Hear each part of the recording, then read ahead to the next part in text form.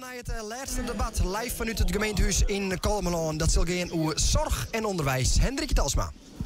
Ja, bedankt Jacob. Decentralisatie, participatie, de nije zorg, dat binnen woorden die in 2015 heel erg onderwaarder wijzen zal in het gemeente, binnen de gemeentebesturen. En ik wilde voortdurend maar eens even een stelling ingooien. Kolmelaan CA moet alles op alles zetten om de oorgang naar de nije zorg in 2015 zo geruisloos mogelijk te laten verrennen. En met name voor de zwakkeren in de gemeente. Check naar Paul Maasbommel van de PvdA, helemaal de portefeuille van Maasbommel. Ja, en ik had het niet mooier kunnen zeggen, denk ik eigenlijk.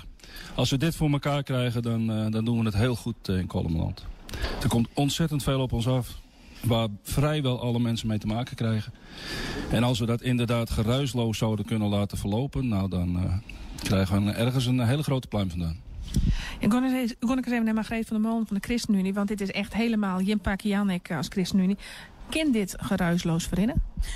Wij hopen dat. En dat is wel onze zorg, laat ik dat zeggen. Want ik heb nog steeds het idee dat we als gemeente er nog niet helemaal klaar voor zijn.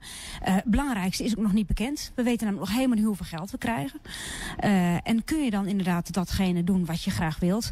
En wat voor ons wel van belang is, dat de mensen die op 31 december zorg krijgen, die moeten dat op 1 januari 2015 ook krijgen. Dus hoe we het ook gaan oplossen en hoe het ook gaat, uiteindelijk vinden we dat de mensen die ervan afhankelijk zijn er eigenlijk niks van mogen merken. Maar goed, dat is een loffelijk streven.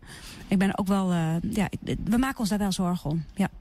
Ja, Leeuw Bijleveld van het CDA, zullen het nog net zo wezen dat aan de zwakkeren in deze maatschappij, in deze gemeente, de mensen die wat in de onderlaag zitten, toch wel een beetje dupe worden zullen van al deze nieuwe plannen van Den Haag? Nou, daar ben ik mij de vorige spreker helemaal mee eens. Dat hopen we natuurlijk net. En ik denk vanuit dat ook net gebeuren zal. Waarom net? Omdat wij in gemeentes, want dit is een gearworking hebben in de regio, heel goed als klanten kennen. Dat we tot de kwarte lijnen de organisaties goed regelen kunnen. Natuurlijk, het is altijd zo, als je in een nieuwe wenning komt, maar je had altijd weer even wennen aan, waar zit wat. En dat zal in deze nieuwe constellatie het geval wijzen. Maar er bedoelt een aantal dingen hetzelfde. En daar kunnen we wat dat onbelangrijk is, profijt van aan. Maar nogmaals, wij willen ook net dat er mensen tussen wel een skiprijtje. Dus dat mogen we voorkomen. Dat is duidelijk. Zeg ik even naar Jelle Boeren, maar is het misschien zo dat wij meisjes al eens wat te druk meisje over wat er al hier op u aankomt? Nou, denk ik zeker niet. Trouwens, wel een aardige opmerking die u net maakt. U zei net tegen de mevrouw van der Molen, de zorg helemaal uw ding. He, dan een beetje gerelateerd aan de ChristenUnie. Maar goed, dat is ook een ding voor de VVD. He, sociaal en liberaal. Dat even een klein beetje ter correctie. Want het gaat ons allemaal aan. Ja, de VVD is wel een beetje een partij die excite van meesken, zolang het jullie zelf redden kunnen, door het zelf maar. Nou ja, goed. Dat is natuurlijk ook inderdaad ook wel een beetje wat we nu gaan doen met die nieuwe zorg in decentralisaties. Dat je meer gaat merken bij de burgerkracht. En dat moet natuurlijk ook iets meer vanuit de mensen komen. Want ja, die maatregelen die het Rijk neemt, die zijn inderdaad lastig. Zeker voor gemeenten. Maar ook onvermijdelijk. Want anders wordt de zorg onbetaalbaar. Dus we moeten wel zorgen dat we die zorg ook betaalbaar houden. En dat de mensen de zorg krijgen die ze nodig hebben. Dus niet een kwestie van, nee, waar heb ik recht op? Maar veel meer, wat heb ik nodig? En dat moet het uitgangspunt zijn. Als we dat uitgangspunt hanteren, dan kun je juist de zwakken in de samenleving die het echt nodig hebben, die we kunnen van de juiste zorg voorzien. En daar staan wij voor. En dan wordt er een hele prutte paraat weergerekken van de FNP. Had je het idee dat de burger nou wel toch gaat weten daadwerkelijk om God? Nou, ik denk het wel. Want de kranten die stiert vol van wat er in Den Haag voorschreven wordt. En als toen op wij bent nou, de laatste 14 dagen ben we heel intensief aan het folderen. En dan juist dus van mensen van, wat stiert u aan te wachten? Van dit krijgen we net meer, dat krijgen we net meer en dat krijgen we net meer. Nou, dan proberen we dat altijd een beetje bij te praten van, de bloed, een hele protte bloed wel bestaan. Maar het krijgt ze wat boeren me zei. Het zal aan een spultje worden van, wat ha je echt nodig? Dat zal echt er zijn bepaalde dingen die het vanzelfsprekend winnen. Dat zal wel een beetje verhoren. Maar dat wil net zeggen dat iedereen direct volle minder krijgt. Het is per geval bezien. Wat is noodzakelijk? Het wordt ook wel een beetje dienen. Ik begreep hier dat in de gemeente er worden zogenaamde keukentafelgesprekken worden houden. En daar wordt bij de mensen vragen van wat ken je hem? Wat ken je hem zelf nog doen? Ben er gewoon dat je hem helpen kan? Dat vind ik een goede benadering van persoonlijk zien wat er nodig is. Het vanzelfsprekende mij misschien wel een beetje voor het gaan. Ja, want we worden vanuit Den Haag bij hele moeilijke termen gooit. Inderdaad, decentralisatie, participatie. Dat zijn dingen die liep het me voor jou met de pet op. Snapt er niks van. Nee, dat klopt. Maar wat iedereen wel snapt is dat ze toch op enig moment zorg nodig zullen hebben. Of een of ander hulpmiddel wat men nodig denkt te hebben. En ja, men weet, vanuit de WMO is dat al lang zo dat je daarvoor bij de gemeente moet zijn. En dat wordt voor veel meer zaken zo. Ook zorg, ook werk, ook alles zo'n beetje. En dat moeten we goed inregelen. Maar dat kunnen we niet door alleen maar met een stapel geld te blijven zwaaien. En dat wordt door alle sprekers hier gezegd. En daar ben ik blij om. Er zal veel meer door de mens zelf gedaan moeten worden. Het is niet meer vanzelfsprekend dat als je ergens niet meer heen kunt, dat je dan dus een scootmobiel moet hebben. Het kan heel best zijn dat de buurman zegt van, ik breng je wel even. Maar ja, stel je voor, ik ben Gritsje. Ik wijn in Kalm het pomp, want ik ga geen cent te maken. En denk ik nog een goed keer per wenning krijgen. Ik ben wees. Ik ga geen meesken om me heen. Ik ben toevallig ook nog eens een keer kluizenaar en een beetje zonderling. En ik rijd ze dusdanig zie ik dat ik geen kant meer uit ken. Wat dan? Dan is de gemeente er. Dan wel dus. Ja, want kijk, als wij het op een dusdanige manier weten te regelen, dat heel veel mensen die gewoon dingen voor elkaar kunnen betekenen, dat ook voor elkaar betekenen, dan houden wij de middelen over die we nodig hebben voor mensen zoals u dan blijkbaar bent in Kolmerpomp. Die we echt even een handje moeten helpen. Dat kan dan, maar niet als iedereen maar blijft zeggen van, ik heb recht op dit, ik heb recht op dat, enzovoort, enzovoort. Daar moeten we van af. Mensen moeten zeggen van, ik zou graag dit of ik zou graag dat. En dan gaan we met die mensen in gesprek. Hoe zouden we dat eens kunnen regelen? Maar dan wel we, niet alleen de gemeente, maar met elkaar.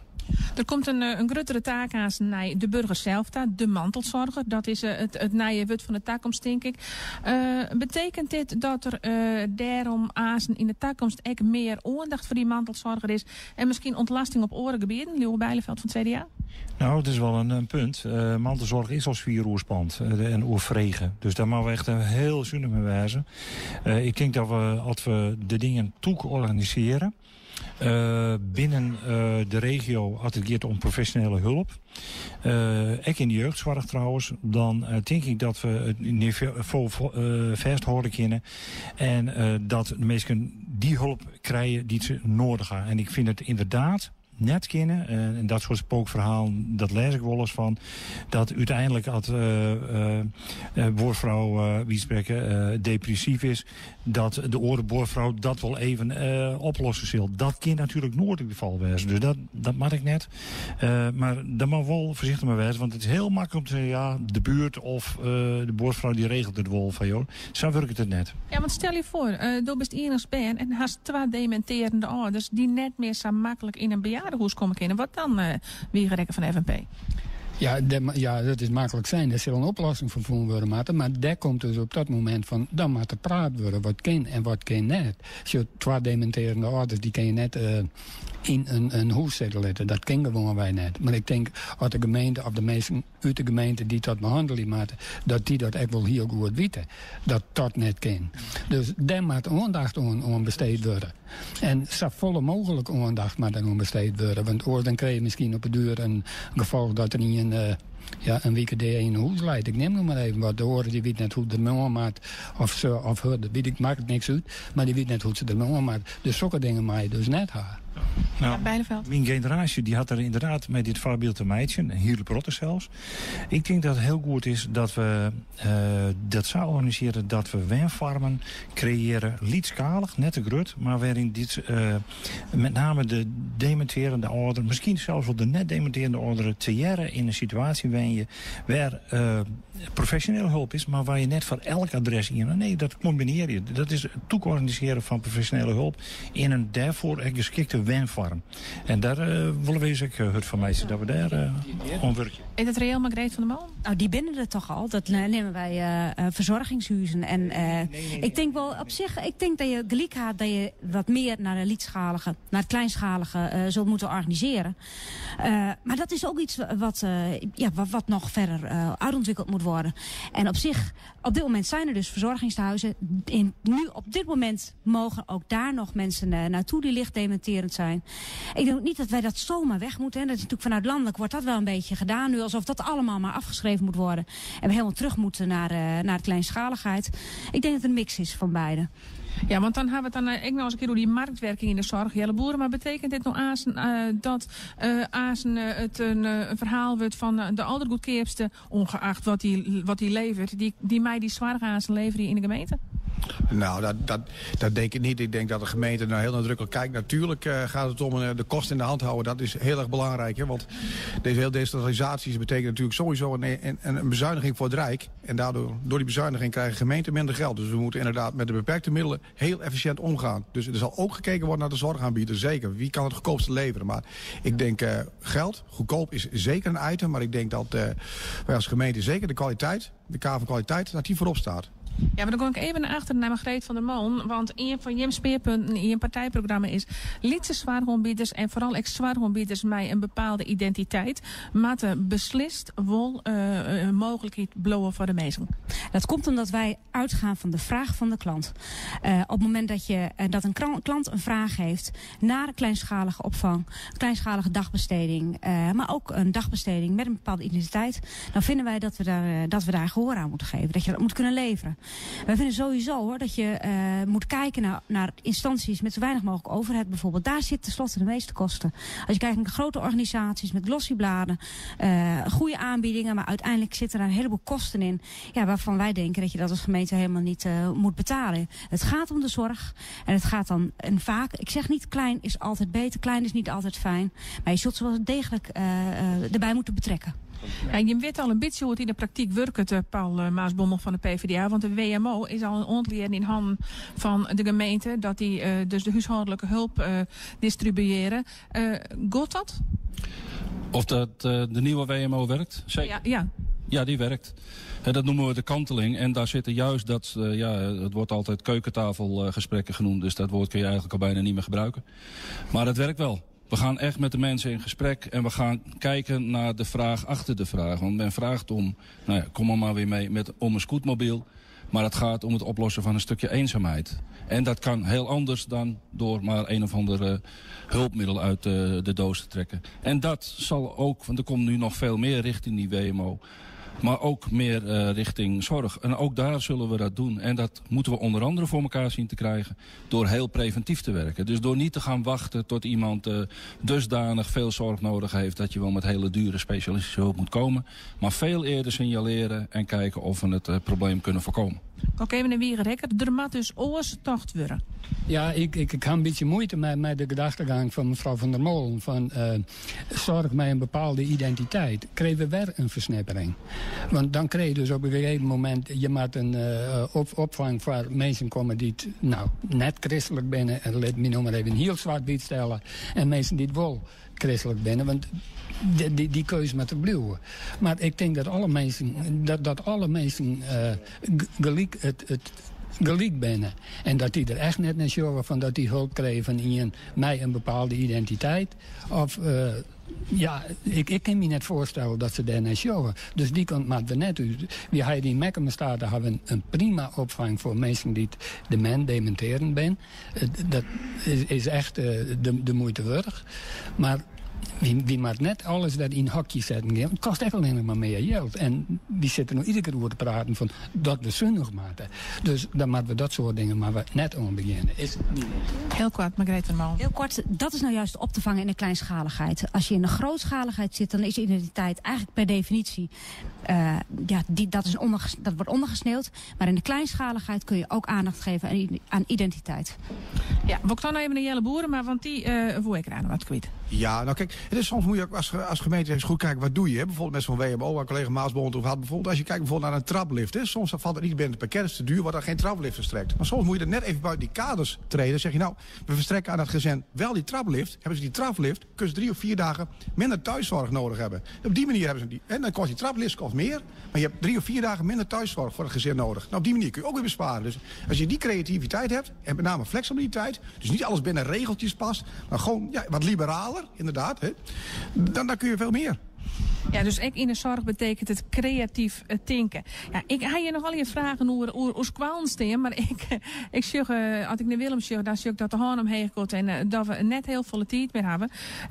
Het onderwerp squalen, maar we toch maar eens op een oren keer pakken, Paul Maasbommel, want de hier nu nog correct zin aan hoor, hè? Kom ik graag nog een keer voor langs, want dat wil ik wel tot in het oneindige uitleggen hoe dat zit. Nou, ik ben er heerlijk benieuwd naar. Meestal Azen praten we nog even met Paul Maasbommel en met Jelle Boerema voor hun pitch. Ik wil even weten, heb je hem vertrouwen in Joontje Maat? Wie gerekker? Ja, tuurlijk. We hadden altijd vertrouwen. Wie gaan voor de vierde zit. Joe Bijleveld, CDA? Alle vertrouwen in Joontje Maat, absoluut. En jou worden we wethouder? Altijd mij, dan doe ik het. Ja, zeker. Absoluut. Ja, en die wethouder van het FNP, dat jaren we na je geval. Ik probeer je toch nog een keer, hè? Margreet van der Molen. Uiteraard hebben wij alle vertrouwen in onze kiezers op 19 maart. En we hopen dat ze allemaal komen. Ja, want dat is het belangrijkste, hè? Dat is absoluut het belangrijkste. Wij hopen echt op een hoge opkomst. Precies, mijn collega zegt het al, weer of geen weer. Maar dat mensen naar de stembus komen, want het gaat ergens over deze verkiezing. Paul Maasbommel. Alle vertrouwen natuurlijk en wij gaan voor zetelwinst. Ik ga niet het aantal noemen, dat mag zoveel mogelijk wezen. Maar in elk geval voor stemmers, zeg. Want die moeten dat dan wel eventjes weer maken. Die stemmers moeten zeker komen, maar die moeten altijd komen. Ook als ze, ik krijg het bijna niet uit de mond, maar ook als ze niet op de Partij van de Arbeid stemmen, toch komen stemmen, want dat gaat ergens over. Ja, want Jelle Boerema deelt verrekt lekkere muntjes uit en dat kan wel eens een keer de reden zijn om VVD te stemmen, hè? Niet alleen de pepermuntjes. Natuurlijk ook onze kieslijst. Er staan 18 heel interessante namen op. Een mooie mix van jong en oud. We hebben een mooi verkiezingsprogramma. Dus ik zie het ook vol vertrouwen tegemoet. En u stelde al de vraag van, wilt u de volgende periode weer wethouder zijn? Ja, VVD kun je ook uitleggen als vol vertrouwen doorgaan. En dat staat even op mij. Dank u. Azen krijg je deze beide heren. Jan IJsmie, Paul Maasbommel van de PvdA en Jelle Boerema van de VVD. Nog even het wut voor hun pitch. En praten we nog met Irene Rosemeijer, de griffier. Want zij wil echt absoluut iedereen oproepen om te gaan stemmen. En gelijk had ze.